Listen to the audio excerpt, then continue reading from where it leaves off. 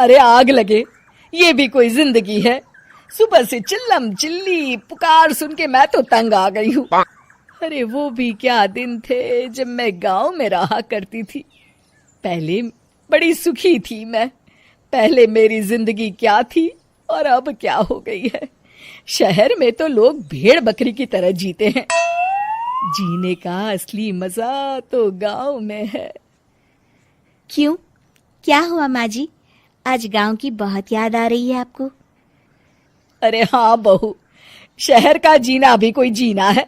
लोगों की आधी जिंदगी तो सड़कों के ट्रैफिक में निकल जाती है और यहाँ रखा ही क्या है। एक बात कहूँ, दिल्ली शहर अब पहले जैसा नहीं रहा। क्या माँ, जब देखो गांव के गुणगान गाती रहती हो। ठीक है, इस बार ना बच्चों के कॉलेज की छुट्टियों में हम सब गांव चलेंगे, ठीक है? हाँ, ये ठीक है। फिर कुछ दिनों के बाद सारा परिवार अपने गांव चला जाता है। अरे वाह, कितनी ताजी और साफ हवा है, कितनी शांति है यहाँ। चल बहू, अब बढ़िया सा खाना बना दे, मजे से आंगन में बैठ के खाएंगे। सुशीला गांव का माहौल देख बड़ी खुश होती है। 2 दिन के बाद गांव की कुछ औरतें सुशीला के घर आती हैं। बड़े दिनों के बाद गांव आई है सुशीला। हमें तो लगा कि तू शहर जाके गांव को भूल गई। और बतिया, तेरी बहू कैसी है? जरा मिलवा तो उससे। अरे मेरी बहू तो लाखों में एक है। बड़ी किस्मत वाली हूँ मैं जो मुझे जानकी जैसी बहू मिली है। हमेशा मेरी सेवा में लगी रहती है और आज तक कभी पलटकर जवाब नहीं दिया उसने। सुशीला की बातें सुनकर सभी औरतें हंसने लगती है।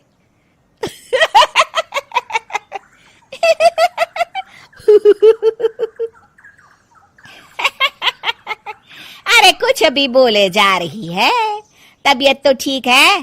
तेरी बहू चांद से आई है क्या? क्यों बहनों, दुनिया की कोई भी बहू अच्छी होती है क्या? सब औरतें ममता की हाँ में हाँ मिलाती हैं। अरे मैं तो कहती हूँ दुनिया की हर बहू सास का खून चूसने वाली डायन होती है, डायन। मैं तो एक बिल में 1000 सांप के साथ रह सकती हूँ, लेकिन अपनी बहू के साथ नहीं रह सकती। हाँ, तूने सही कहा। मेरी बहू तो तेरी बहू से भी 2 कदम आगे है। सब औरतों की बातें सुनकर ममता मन ही मन बड़बड़ाती है। अरे ये गांव सुधर गया, लेकिन औरतें नहीं सुधरी। अगर थोड़ी देर और इनकी बेवकूफी भरी बातें सुनूंगी तो मैं सच में पागल हो जाऊंगी। फिर सुशीला उन औरतों को घर से दफा कर देती है और राहत की सांस लेती है। अरे बहू, जरा बाम लाके मेरे सर पर तो लगा दे। उन औरतों की फालतू बातें सुनकर मेरा सर चकरा गया है। इस गांव की औरतों का तो भगवान ही मालिक है। फिर अगले दिन सुशीला की सास उससे कहती है, अरे बहू, तू यहाँ क्या आराम फरमाने आई है? आखिर ये तेरा ससुराल है। चल चल, घर के कामों में हाथ बटा। शहर में कुछ काम धाम तो करती नहीं है। जरा अपने आप को तो देख, कितनी मोटी हो गई है। सारा दिन घर का काम करने के बाद शाम को सुशीला, हाय मेरी कमर, हाय मेरे पैरों ने तो जवाब दे दिया। आज तो मुझसे मक्खी भी न मारी जाएगी। अरे बहू, जरा आकर मेरे हाथ पैर तो दबा दे। जी माँ जी, अभी आती हूँ। तभी सुशीला की सास जानकी को रोकते हुए कहती है, अरे रुक जा बहू, एक दिन काम करके इसको इसकी नानी याद आ गई। हम लोग तो रोज इतना काम करते हैं, कोई जरूरत नहीं इसके हाथ पैर दबाने की। सुबह तक सब ठीक हो जाएगा। सुशीला अपनी सास की बातें सुनकर हैरान रह जाती है। इस तरह धीरे धीरे गांव आने के बाद सुशीला की परेशानी शुरू हो जाती है। फिर एक दिन अरे आज तो मैं कपिल शर्मा देखूंगी क्योंकि आज संडे है। सुशीला जैसे ही टीवी ऑन करती है तभी बिजली कट जाती है। अरे सत्यानाश, इस बिजली को भी अभी जाना था। इतने दिनों से मैं टीवी सीरियल देख नहीं पाई। हमारा देश इतनी तरक्की कर रहा है, अरे पता नहीं ये गांव कब सुधरेगा। अरे अब तो 2 दिनों के लिए बिजली को भूल जा, ये तो यहाँ रोज की बात है। अब इस अंधेरे में रहने की आदत डाल ले। हाँ, हे भगवान, अब क्या होगा? ऊपर से इन मच्छरों ने जीना हराम कर रखा है। दूसरी तरफ घर के काम कर करके और बिना किसी सुविधा के सुशीला तंग आ जाती है और उसे शहरी जीवन याद आने लगता है। क्यों माँ, मजा आ रहा है ना? अरे आपने ऐसी सूरत क्यों बना रखी है? मुस्कुराइए, अब हम गांव में हैं।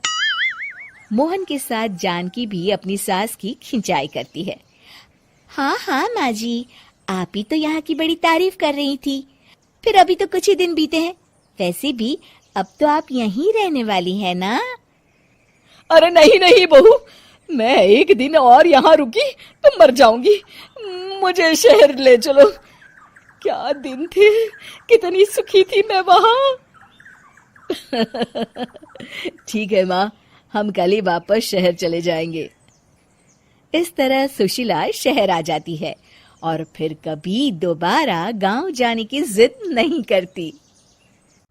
एक बहुत ही कंजर्वेटिव फैमिली से ताल्लुक रखने वाली शिखा को लड़के वाले देखने आने वाले होते हैं।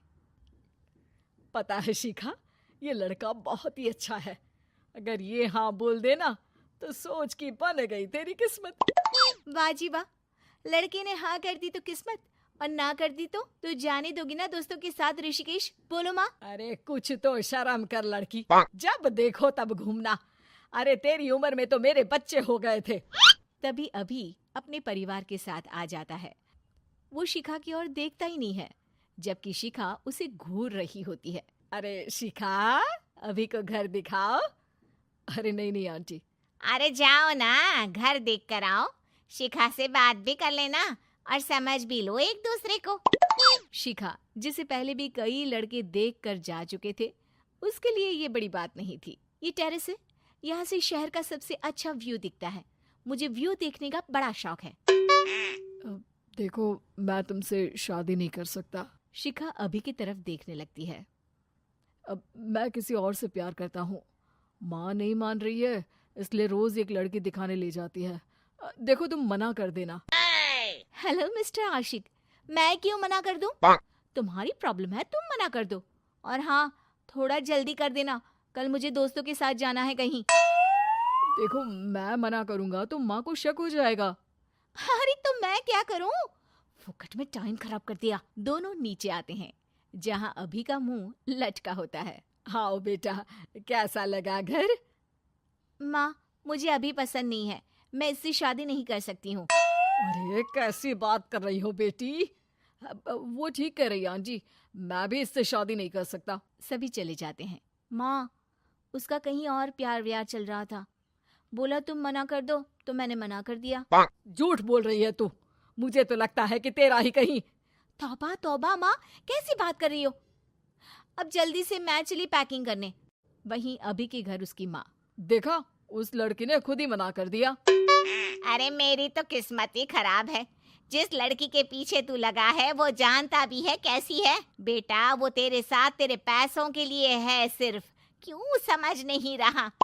शिखा जैसी लड़कियां जिस घर की बहू बनेगी उजाला करेगी घर में। लेकिन माँ, रिमी भी अच्छी लड़की है, एक बार मेरे कहने पर मिल तो लो उससे। ले आना कल। अभी खुश हो जाता है और अगले दिन रिमी को लेकर माँ के पास पहुँचता है। पता है रिमी, कल माँ फिर एक लड़की को दिखाने ले गई थी। मैंने तो उस लड़की से साफ कह दिया कि मैं किसी और से प्यार करता हूँ। तुम्हारी माँ की उम्र हो रही है, लेकिन समझ नहीं आता, ना खुद चैन लेगी ना लेने देगी। तभी वहां माँ आ जाती है। किसके चैन की बात कर रही हो रिमी? अभी मुझे जरा पानी ला दोगी प्लीज? मैं तब तक आंटी से बात करती हूँ। ओके ठीक है माँ, प्लीज रिम्मी को समझने की कोशिश करना and Rimmi be sweet as you are. अभी चला जाता है, लेकिन फिर वो किसी काम से वापस माँ के पास आता है, जहाँ उसके कान में रिम्मी की आवाज पड़ती है। देख बुढ़िया, तुझे सास बनवाने का मुझे कोई शौक नहीं है, लेकिन करो क्या, तेरे बेटे से मोटी पार्टी कोई समझ में नहीं आ रही है। तभी वहां अभी आ जाता है। ये कैसे बात कर रही है तू मेरी माँ से? चिल्लाओ मत, मैं किसी की ऊंची आवाज नहीं सुन सकती। माँ, आप इस लड़की के बारे में सच बोल रही थी, निकल जाओ मेरे घर से।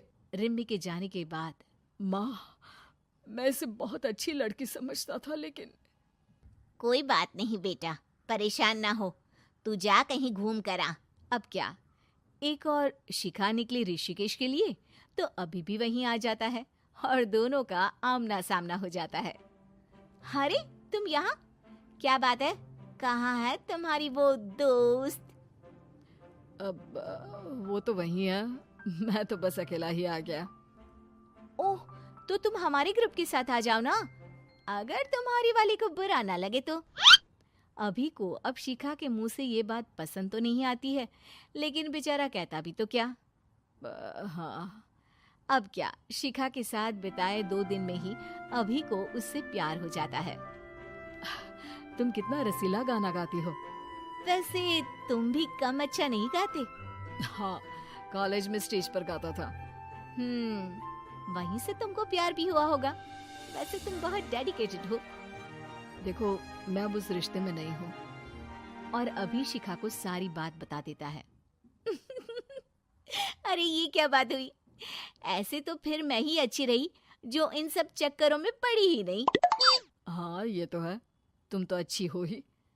तो क्या मैं घर आकर बात कर सकता हूँ तुम्हारी मम्मी से हमारी शादी की? शिखा को भी अभी पसंद आ गया था, वो शर्मा जाती है। घर आकर अभी माँ से सारी बात करता है और शाम को सभी शिखा के घर जाते हैं, जहाँ दोनों की शादी तय हो जाती है।